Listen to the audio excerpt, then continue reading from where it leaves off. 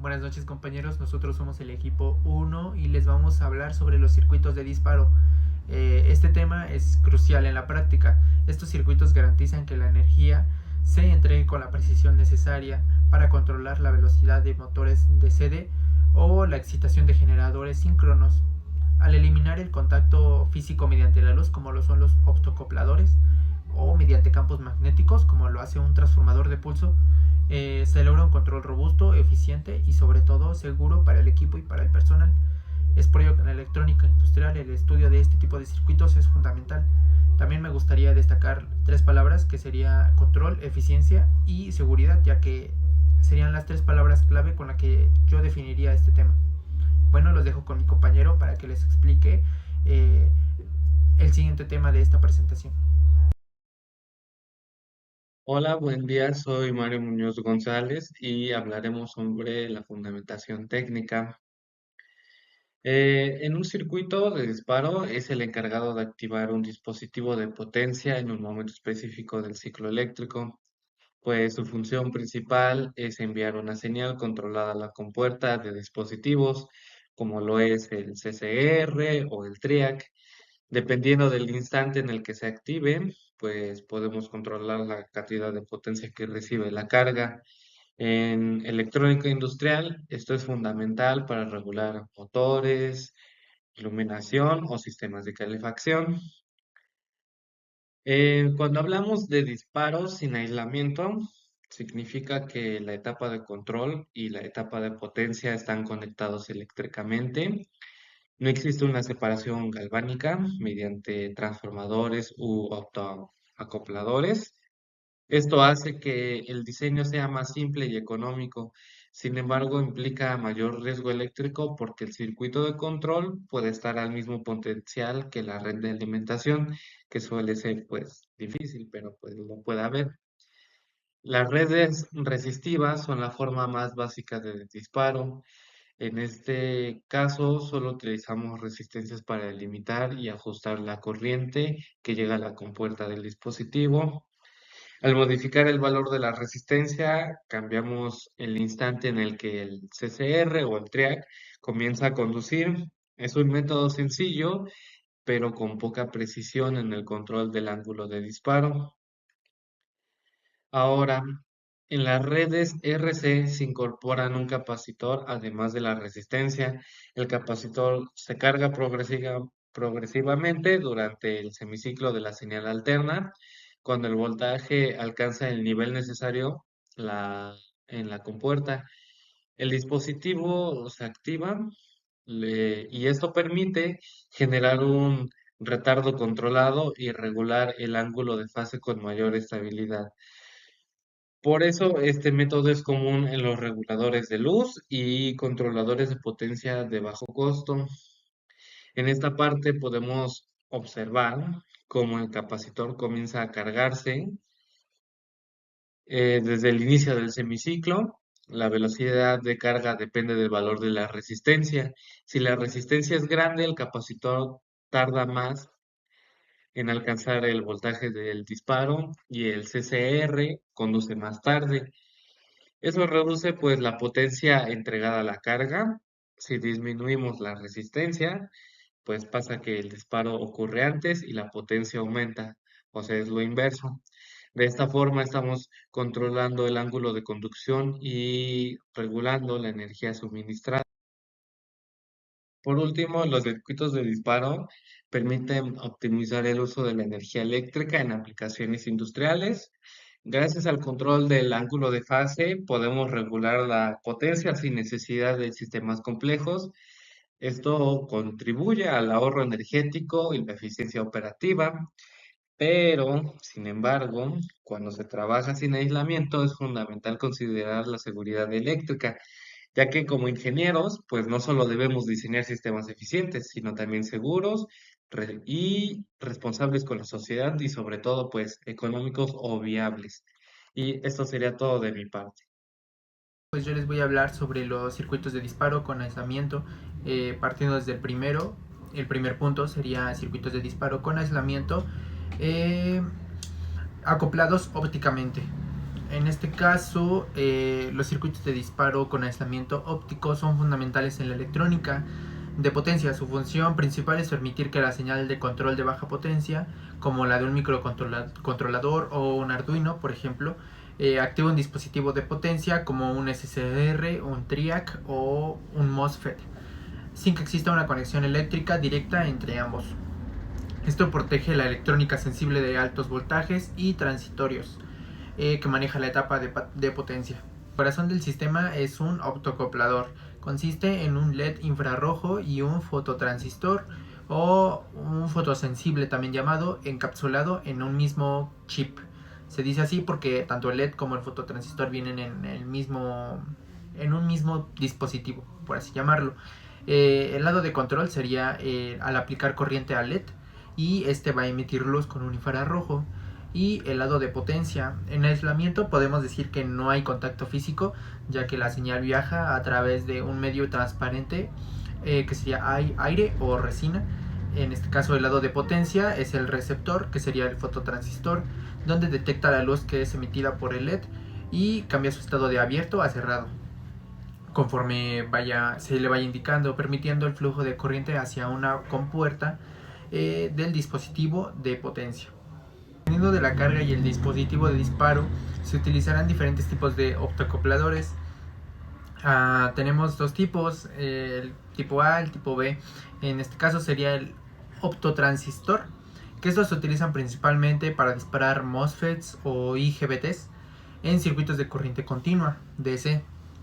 El fototransistor se satura con una luz LED, permitiendo que una fuente externa alimente la compuerta del transistor de potencia. Y también existen los optotriac.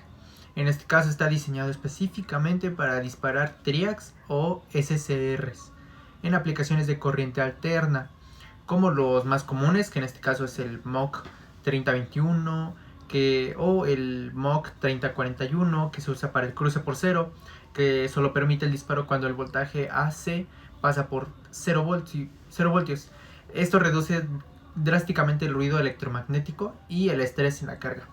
Al ser un circuito de disparo con aislamiento óptico, tenemos diferentes ventajas. En este caso, como su nombre lo dice, con aislamiento nos brinda una cierta seguridad, ya que si el dispositivo de potencia falla y se pone en corto por alguna razón, el alto voltaje no regresa hacia nuestro microcontrolador. De esta manera lo estaría protegiendo, y esto vendría siendo beneficioso porque pues nos proporciona seguridad en el circuito.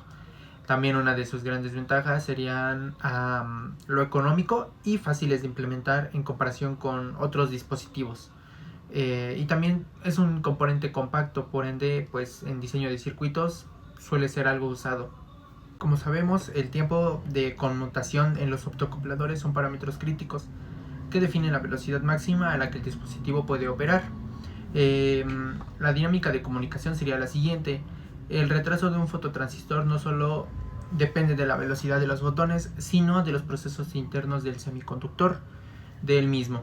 En este caso tenemos el tiempo de activación, que sería representado por T-on, encendido, que es el tiempo que tarda un fototransistor en pasar del estado de corte, que sería apagado, al estado de conducción, que sería encendido.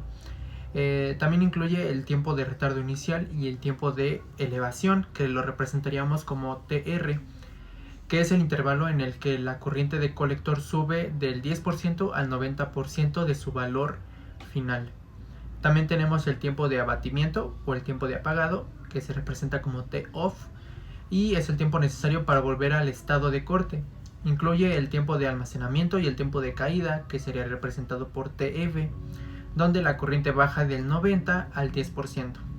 Puede observar en la siguiente gráfica la señal de salida, el voltaje o corriente en el fototransistor corresponde a un retraso respecto al pulso de entrada del LED. Los flancos de subida y bajada no son verticales. Se puede observar que representan la pendiente, característica definida por los tiempos de elevación y caída. El acoplamiento magnético vendría siendo el siguiente apartado, y en los circuitos de disparo se basa en el uso de transformadores de pulso. A diferencia de los optocopladores que usan luz, aquí la señal se transfiere mediante un campo magnético variable que enlaza dos bobinas sin contacto eléctrico. Es una solución clásica pero más robusta que el acoplamiento óptico. Especialmente se usa en aplicaciones donde se requiere transferir no solo una señal, sino una pequeña cantidad de potencia para activar la compuerta del dispositivo. Y bueno, hablemos del funcionamiento en el disparo. Como cualquier otro transformador, sabemos que este transformador de pulso también se compone de un núcleo, generalmente de ferrita, y tiene una relación de vueltas que suele ser de 1 a 1. En el funcionamiento de disparo tenemos que cuando aplicamos un pulso de voltaje en el primario, la variación del flujo magnético induce un voltaje en el secundario que se aplica entre la compuerta y el cátodo del semiconductor de potencia. Algunas ventajas sobre el acoplamiento óptico sería la transferencia de potencia, ya que puede suministrar la corriente necesaria para el disparo sin necesidad de que una fuente de alimentación aislada adicional esté en el lado de potencia. También puede ser la robustez térmica, ya que soporta temperaturas de operación más altas que los autoacopladores, pero algunas de sus limitaciones críticas podría ser la saturación del núcleo, que si el pulso es demasiado largo, el núcleo se satura y deja de inducir voltaje. Esto limita el ancho de pulso máximo. También la baja frecuencia. No funciona con señales de corriente directa o pulsos de muy baja frecuencia. Generalmente requieren frecuencias superiores a 10 kHz. Por último tenemos la comparativa rápida, donde se señalan las características y las diferencias entre cada uno de los dos circuitos de disparo con aislamiento que tratamos en este punto. Mi nombre es Carlos Adrián Mendita Hernández y de mi parte sería todo. Control digital de disparo en electrónica de potencia.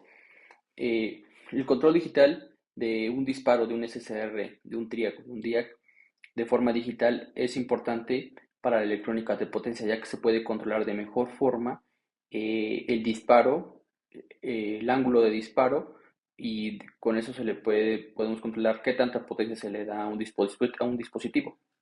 La arquitectura básica de un sistema de control digital para un disparo incluye una entrada de corriente alterna, que es la señal de la fuente, una etapa de potencia, que es el disparo del semiconductor, un detector de cruce por cero, con un acoplador para el aislamiento, y un microcontrolador con un divisor de frecuencia para procesar y sincronizar el disparo. La teoría del divisor de frecuencia básicamente es poder acoplar las frecuencias de trabajo, las frecuencias de red, que son normalmente 50-60 Hz, a una frecuencia que el microcontrolador pueda detectar.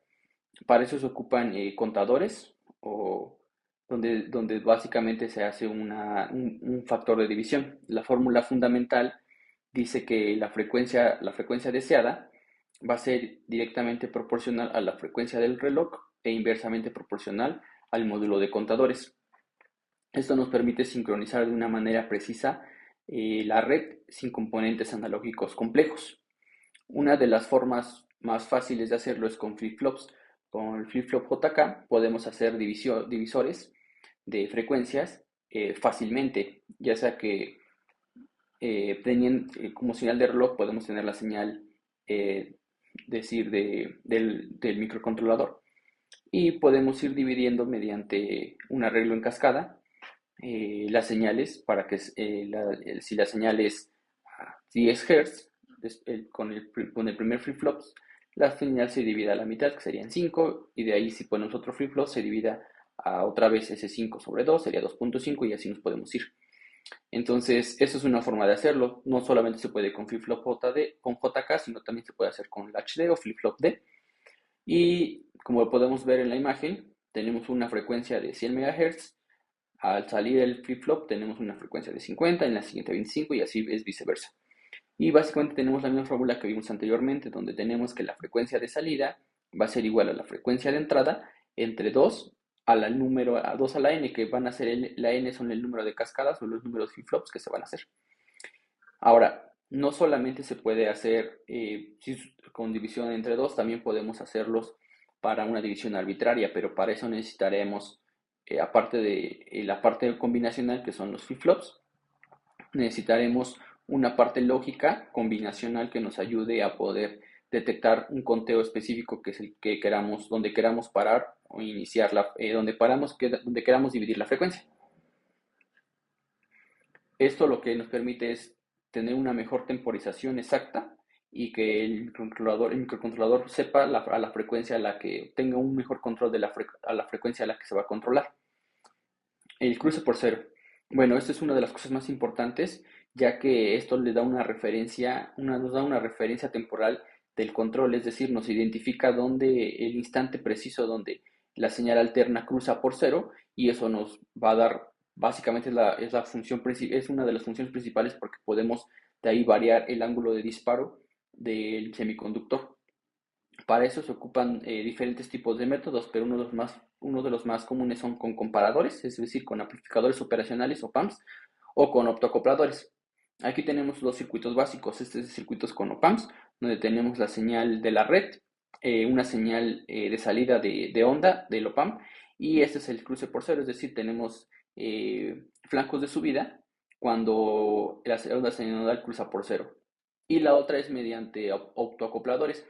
Esto es similar al anterior, solo que añade un aislamiento galvánico entre alta y baja tensión, protegiendo el microcontrolador, ya que no están conectados directamente. Es decir, esta parte del circuito, aunque parece que está conectado, lo divide este autoacoplador y por medio de este fotodiodo y este fototransistor.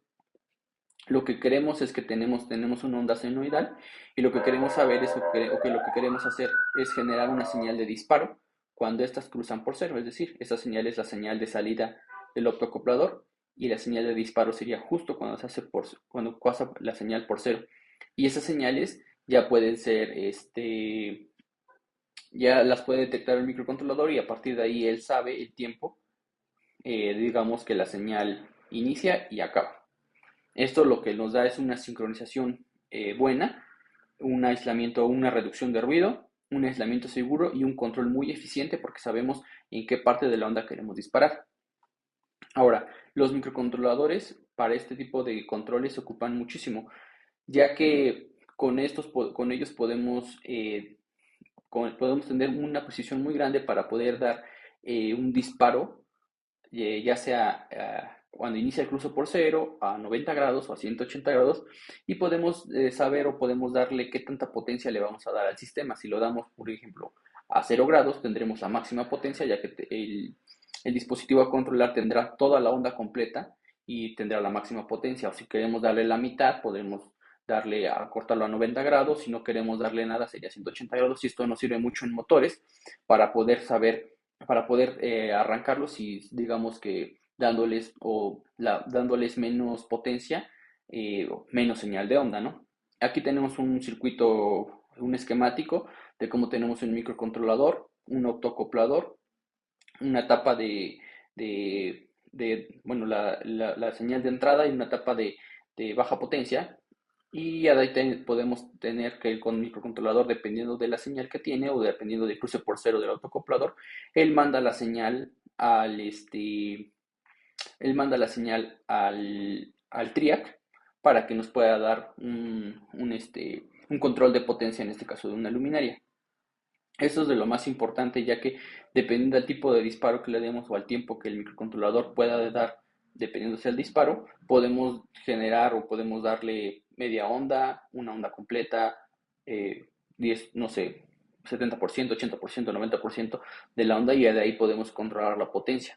Entonces, el microcontrolador lo que necesita básicamente es saber a la frecuencia a la que está trabajando el dispositivo a controlar, el cruce por cero, ya que es importante, y de ahí puedes generar timers, puedes generar relojes que pueden hacer que el tiempo sea más preciso. Ya también con eso con el microcontrolador, obviamente ya podemos hacer implementaciones más sofisticadas, como implementar PIDs y cosas más robustas, y ya que esto nos ayuda a calcular los errores, a una generación de acción de control mejor y una evaluación de términos con el PID. Ahora vamos a ver una simulación del flip-flop, de un divisor de frecuencia con flip-flop JK. Aquí tenemos una señal de reloj que está a 1 Hz. Flip-flop le llamaremos JK1 y JK2. En la parte en verde vamos a correr un poco la simulación.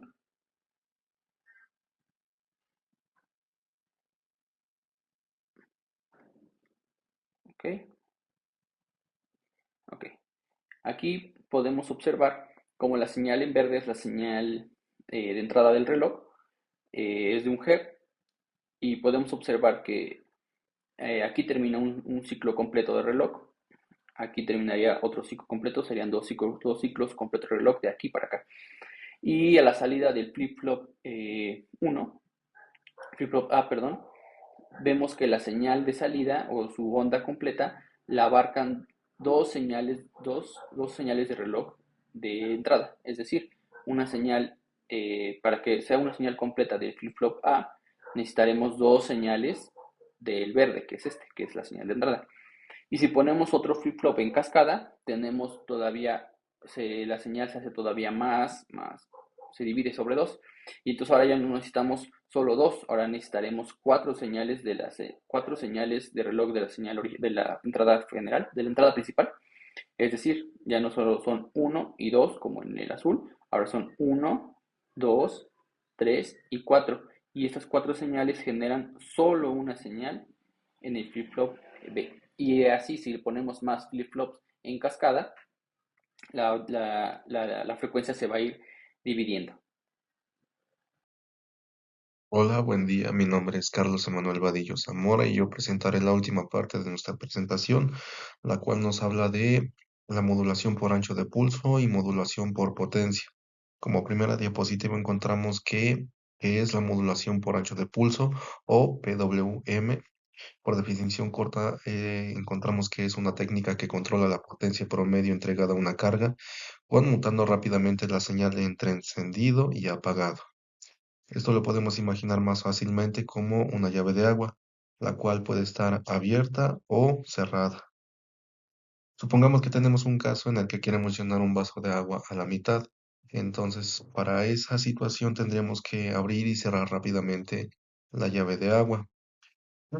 Esto nos daría un resultado de que si el 50% del tiempo está abierta y el otro 50% del tiempo está cerrada, entonces podríamos obtener el 50% del vaso de agua que habíamos deseado desde el principio.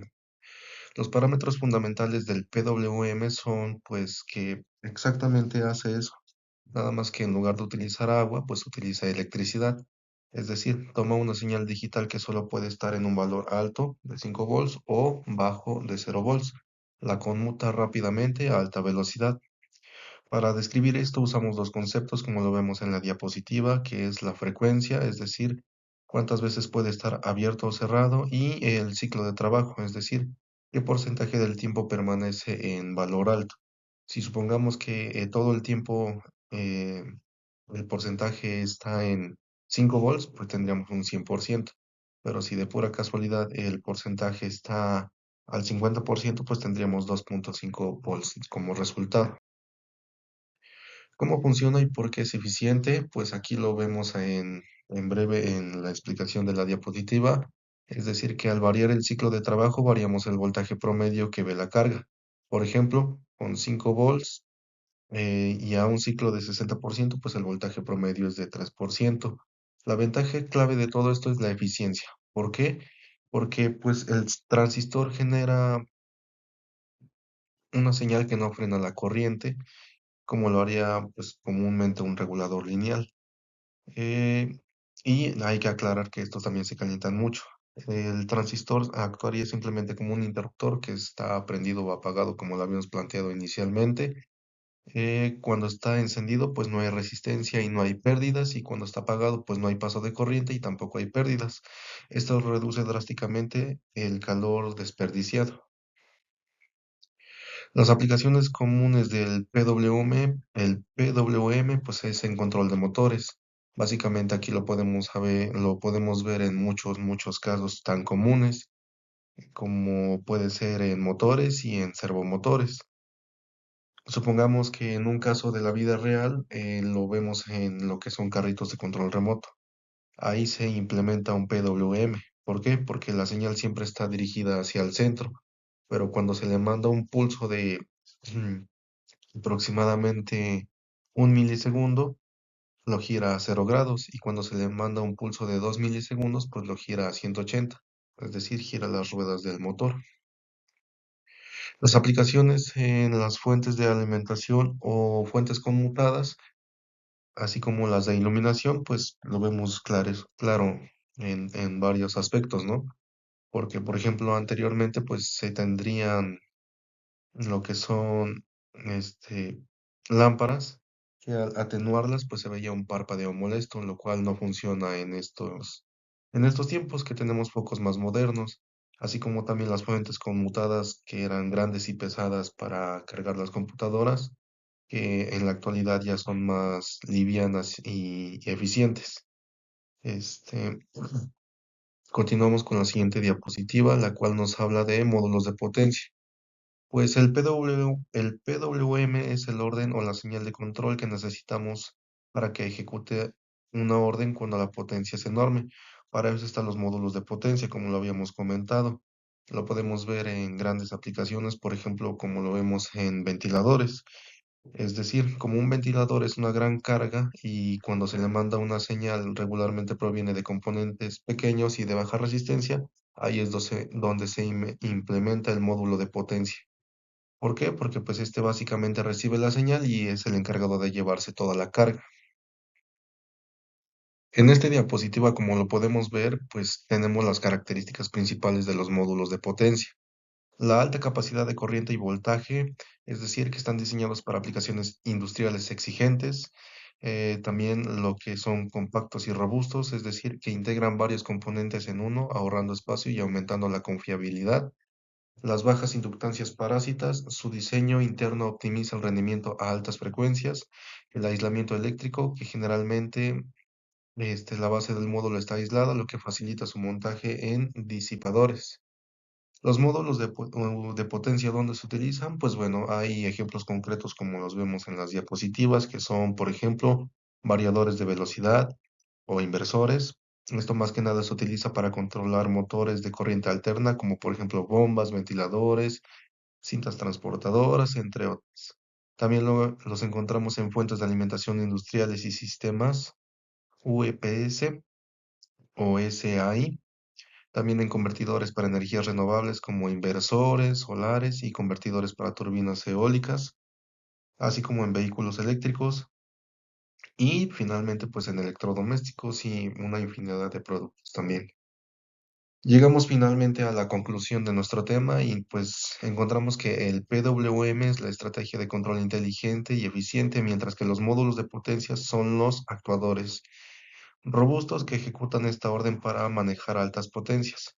Pero es importante notar que juntos forman el corazón de la electrónica de potencia moderna. Esto sería todo de nuestra parte. Si tuvieran alguna duda, pues la podríamos resolver con todo gusto. Agradecemos su atención y espero que tengan un buen día.